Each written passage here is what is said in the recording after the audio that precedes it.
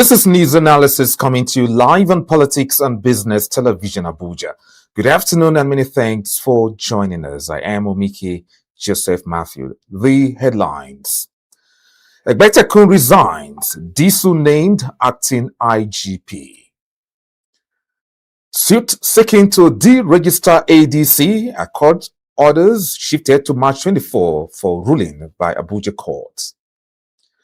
Nigeria, 106 others back UN votes voicing support for Ukraine. On international scene, Iran rejects US claims on missile program as big lies. Details of this story is after the break. Do stay with us.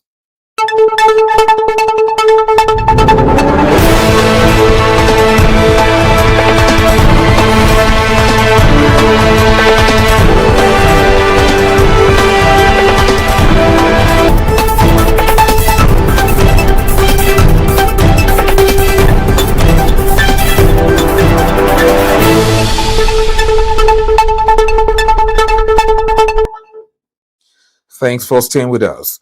The Inspector General of Police, Kayode Egbetekun, Inspector General of Police, Tunji Diso, as the new police boss ahead of the 2027 general elections.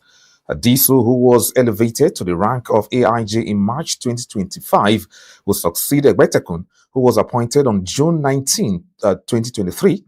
Egbetekun's tenure had stirred controversy in 2024 after he attained the mandatory retirement age of 60 on September 4.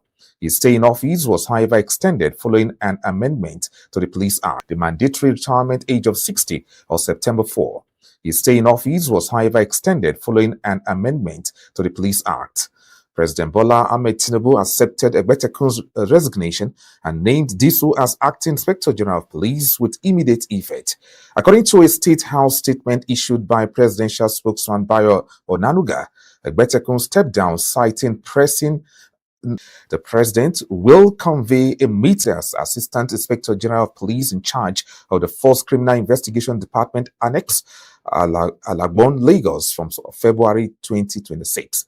He previously headed the Special Protection Unit at Force Headquarters Abuja between March 2025 and February 2026, and also served as Commissioner of Police in the Federal Capital Territory and Rivers State Commands.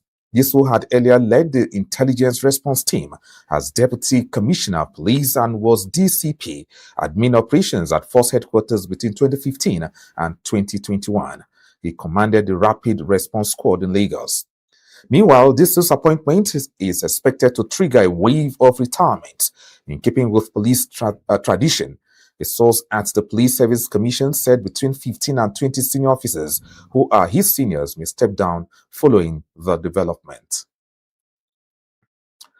Former Labour Party presidential candidate Peter Obi has broken his silence after surviving an assassination attempt in Edo State on Tuesday.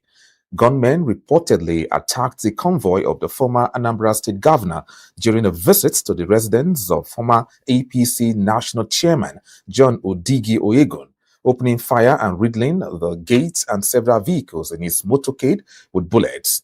Obi later addressed the incident in a video circulating online confirming the attack. The hoodlums came.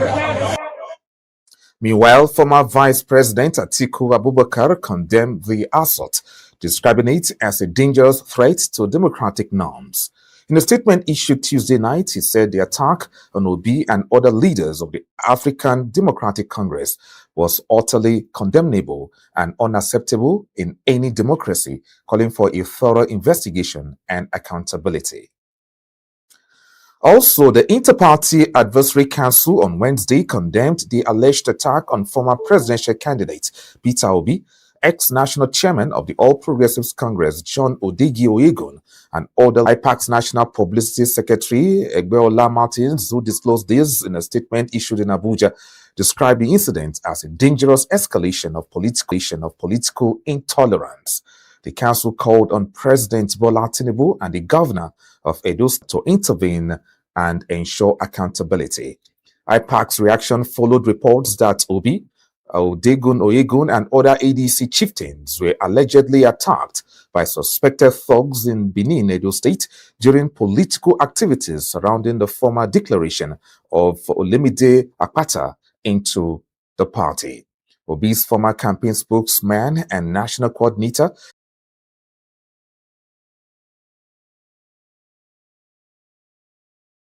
to stir unrest. Okpeholo stressed that is involved except Action Alliance AA, which has two different legal practitioners from different law firms representing it. The two lawyers claiming representations for AA and who stood there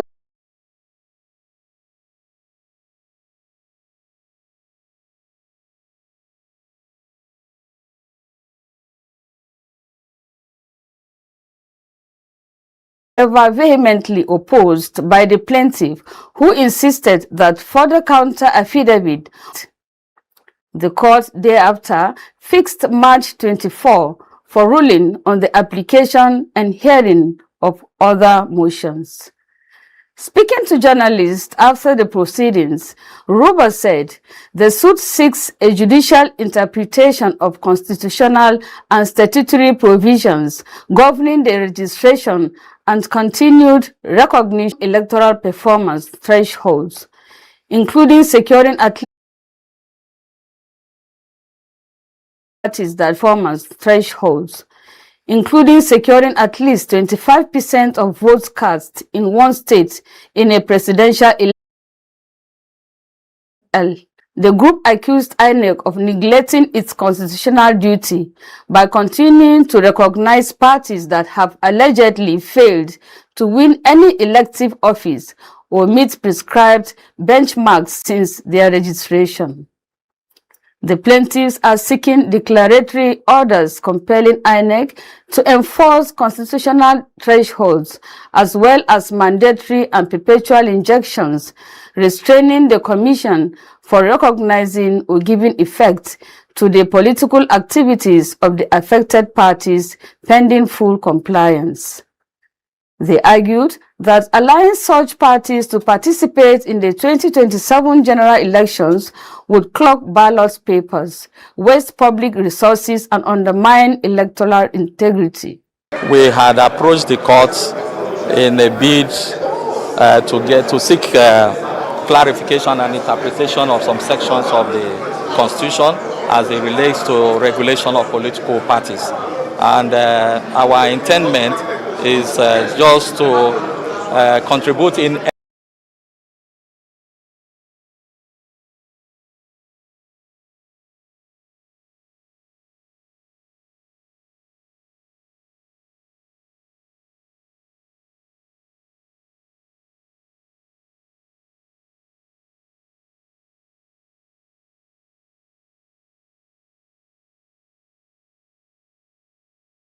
enriching and expanding our electoral jurisprudence. After all the back and forth argument, the court thereafter fixed March 24 for ruling, and Nigerians are waiting to see what happens to the aforementioned political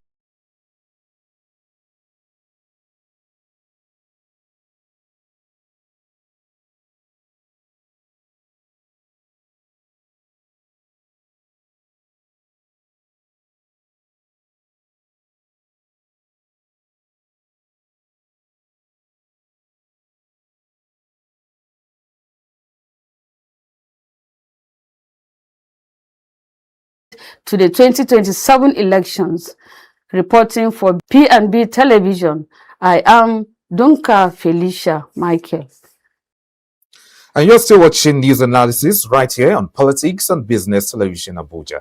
And still to come, Nigeria, 106 others back UN vote voicing support for Ukraine. Do stay with us.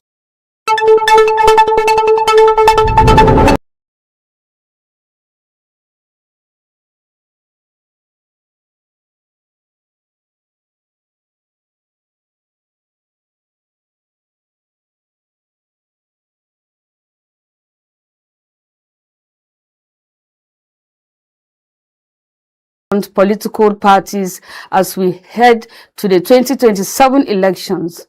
Reporting for P&B Television, I am Dunka Felicia Michael. And you're still watching news analysis right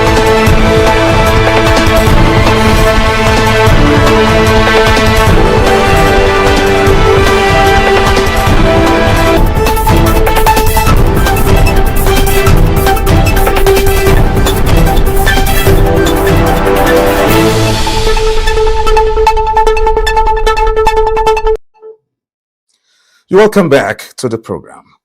Nigeria joined 106 other member states of the United Nations General Assembly on Tuesday to express support for Ukraine, marking the 4th anniversary of Russia's invasion on February 24, 2022. Meeting in an emergency special session, the Assembly adopted a resolution titled Support for Lasting Peace in Ukraine. The resolution was approved by 107 countries in favor, 12 against, and 51 abstentions, including the United States. It called for a comprehensive, just, and lasting peace, an immediate and unconditional ceasefire, the exchange of prisoners of war, and the return of civilians forcibly transferred, including children. The Assembly also reaffirmed its commitment to Ukraine's sovereignty, independence, and territorial integrity within its internationally recognized borders. And to the world of business, banks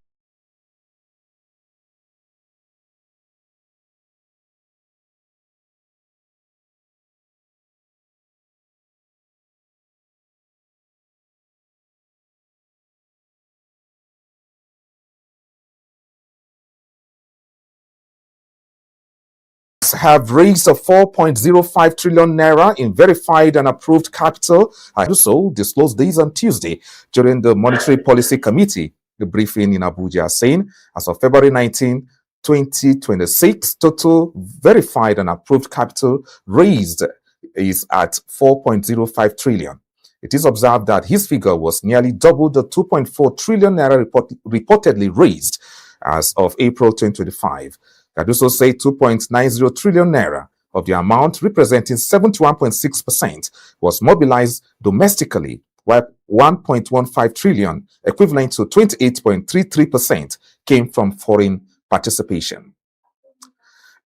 And to the foreign scene, Iran's foreign ministry on Wednesday dismissed U.S. claims about its missile program as big lies after President Donald Trump claimed Tehran was developing missiles that can strike the United States. Whatever they are alleging regarding Iran's nuclear program, Iran's ballistic missile, and the number of casualties during January's unrest is simply the repetition of big lies. Ministry spokesman exactly which claims he was responding to, but hours earlier, Trump had said Iran was seeking missiles that could reach American soil. And now to the world of sports, we now join my colleague, Abel Sunday.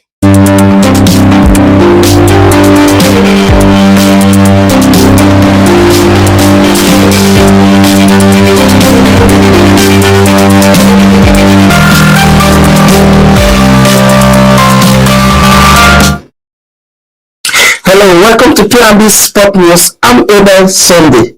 Yesterday, Newcastle United completed a dominant job against Karabakh after a massive 6-1 away win in the first leg. The Naples sealed it with a 3-2 victory at home. That's a commanding 9-10 aggregate scoreline. Newcastle showed attacking firepower across both legs. Newcastle is now